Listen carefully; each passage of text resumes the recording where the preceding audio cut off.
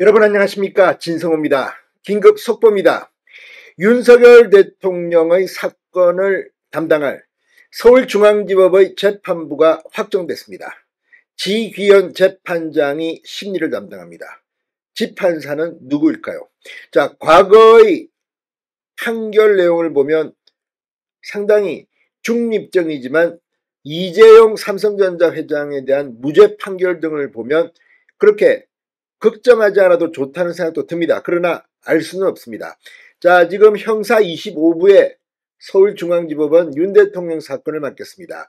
형사 25부는 계엄의 핵심 실행 세력으로 분석되고 있는 주요 인물들의 재판을 진행하고 있는 그런 재판부입니다. 상당히 일이 몰릴 것 같습니다.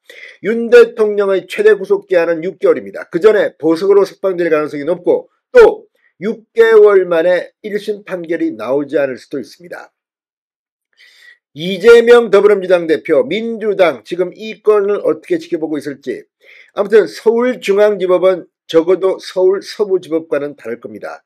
무엇보다 윤 대통령을 빨리 석방시켜서 이 서울중앙지법과 헌법재판소의 이중재판 상당히 시간이 촉박합니다. 이재명은 그렇게 널널하게 재판 지연하게 놔두더니 윤 대통령은 이렇게 촉박하게 재판을 하는지 국민들이 분노하고 있습니다. 진성호의 융단 폭격 시작합니다. 더불어민주당을 융단 폭격합니다. 자, 내란 우두머리 혐의로 구속 기소된 윤석열 대통령. 이제 재판 배당이 끝났습니다. 서울중앙지법은 방금 전 윤 대통령 사건을 형사합의 25부 지귀현 부장판사에게 배당했습니다. 형사 25부는 계엄의 김영현 전 장관 등을 다루고 있는 그런 곳입니다. 자, 지난 26일 검찰 특수본 박세현 서울고검장이 본부장입니다. 윤 대통령을 구속 기소했습니다. 현직 대통령이 구속돼 재판에 넘겨진 건 헌정사상 처음입니다. 윤석열 대통령은 1심 재판 결과가 나올 때까지 최장 6개월 동안 구속 상태로 재판을 받게 됩니다. 그렇지만 그 중간 이제 증거인멸 우려도 없는데 빨리 보석으로 석방해야 할 것으로 보입니다. 자, 검찰은 현직 대통령의 불소추 특권 범위에 해당하지 않는 내란 우두머리 혐의에 대해서만 구속 기소했다고 밝힌 만큼 추후 탄핵 심판 결과와 수사 상황에 따라 구속 기한이 늘어날 여지도 있습니다. 반대로 석방될 가능성이 더 높습니다. 보석입니다. 자, 검찰은 서울중앙지법에 사건을 접수했고 서울중앙지법은 설날 연휴가 끝난 뒤 5일 만인 오늘 사건을 형사합의 25부에 전격 배당했습니다.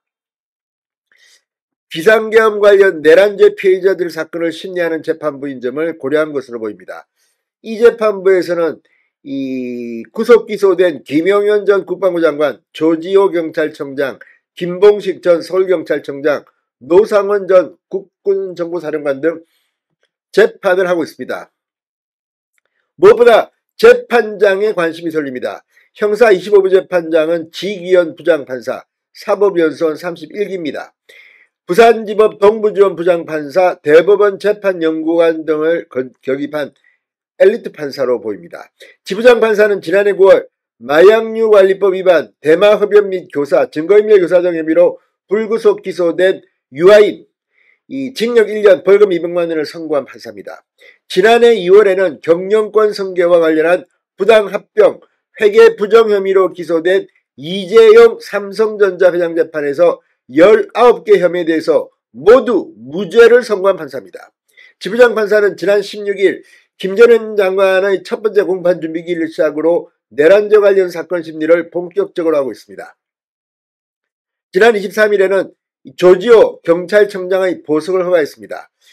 반면 김영현 전 장관의 보석 청구는 기각했습니다.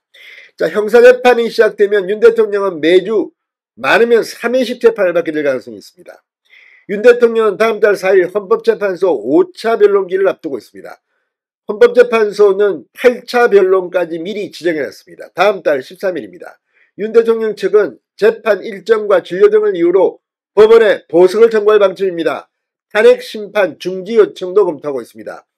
헌재법 51조 탄핵 심판 첨부와 같은 사유로 형사소송이 진행될 경우 재판부가 심판 절차를 정지할 수 있다고 규정하고 있습니다.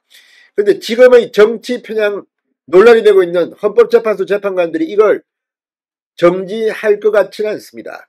지금 윤 대통령을 이렇게 완전히 인권을 침해하는 듯한 중앙지법과 헌법재판소의 이중재판, 이걸 어떻게 해결할지 석방밖에는 다른 도리가 없어 보입니다. 자, 지금 집판사에 대해서 상당히 관심이 쏠리고 있습니다. 이 2002년 사법연수를 수료한 뒤 공군 법무관으로 병력을 마친 뒤 2005년 인천지법에서 판사 생활을 시작했고 서울가정법원, 광주지방법원 장흥지원, 수원지법을 거쳤습니다. 자, 평판사 시절인 2015년, 부장판사 시절인 2018년 두 차례에 걸쳐 모두 6년간 대법원 재판연구관을 지내 법률 지식과 재판 능력이 모두 뛰어나다는 평가를 받고 있습니다. 2023년 2월부터 서울중앙지법 형사비 25부로 자리를 넘겨 굵직굵직한 사건들을 맡아왔습니다. 자, 무엇보다도 지금 이 집판사의 성향에 대해서 많은 사람들이 관심을 보이고 있습니다. 서울 출신이라는 언론도 있고 호남 출신이라는 언론도 있습니다. 그러니까 서울 출신 같긴 합니다. 서울 개포고등학교와 서울대 사법학과를 나왔습니다. 자, 아무튼 해당 재판부 윤 대통령의 보석 석방 여부부터 심리할 가능성이 커지고 있습니다. 윤 대통령은 전 빨리 이 보석을 요청하는 방안을 검토하기 바랍니다. 진성호의 융단 폭격이었습니다. 여러분 감사합니다.